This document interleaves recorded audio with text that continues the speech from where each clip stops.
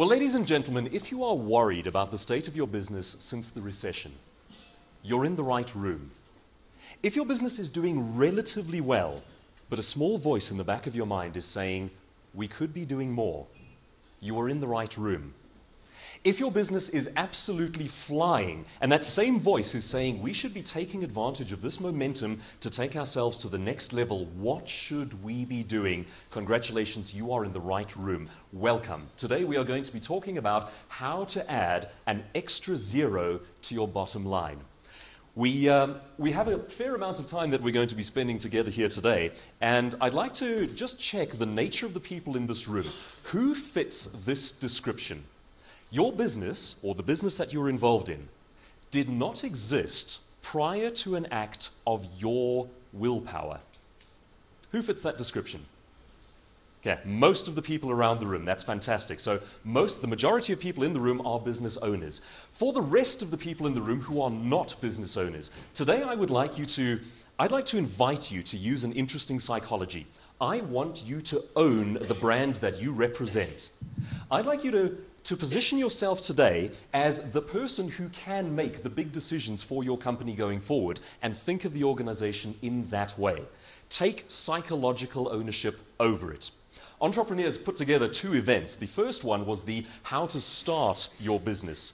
And of course, there are some incredibly terrifying statistics around how many startup businesses fail.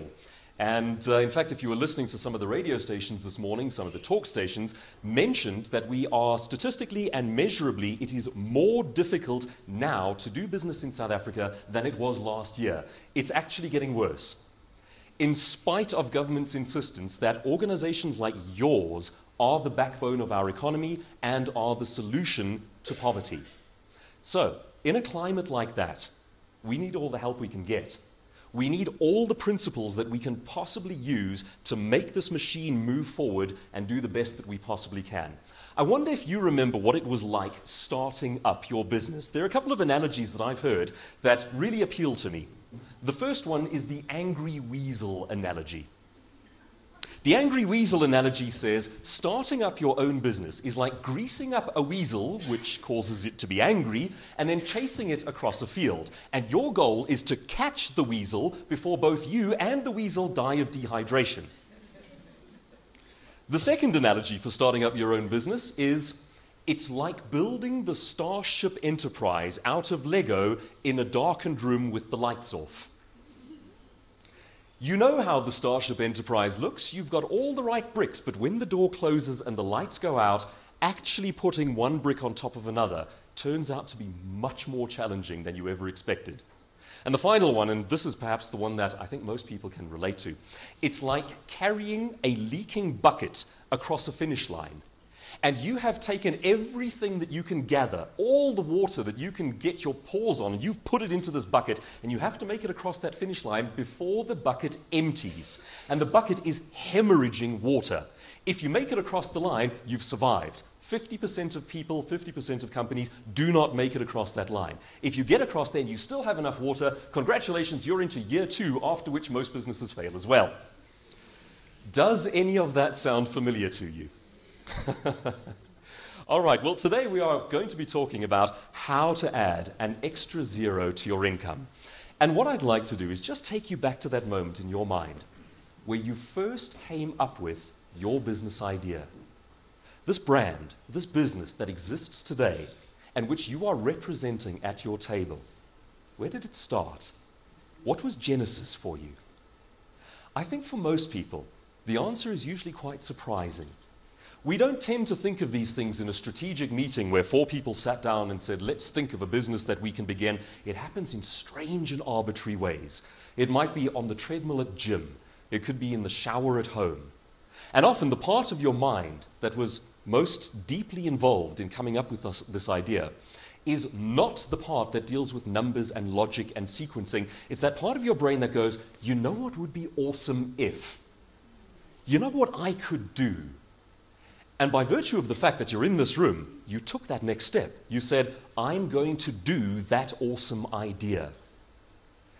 Take that feeling that you had, that moment of Genesis, where the flame came alive, And I would like to invite you to use that part of your mind today. Because it turns out that moving your business to the next level is often not a matter of numbers, or sequences, or charts, or graphs, or stats. It's a matter of very much what Fat was saying, going, what would be awesome next?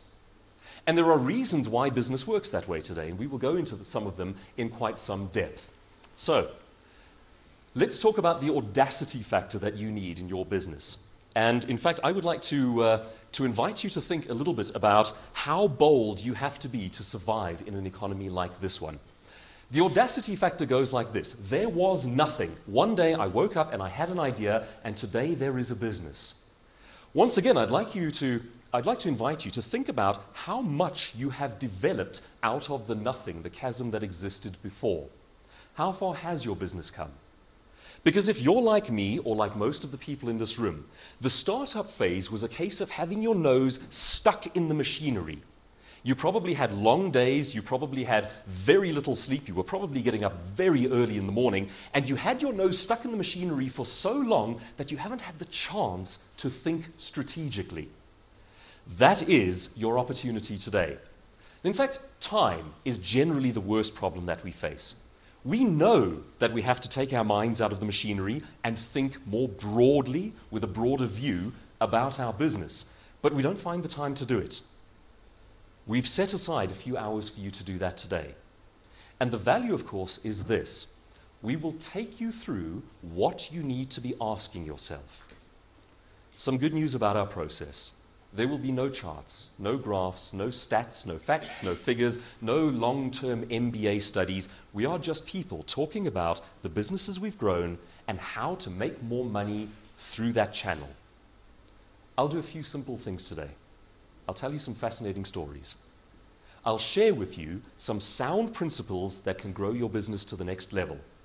And perhaps most importantly, I will ask you the questions that you need to be asking yourself right now. It's your moment to zoom back and think, but let's think constructively. Let me guide you in terms of what you should be thinking about.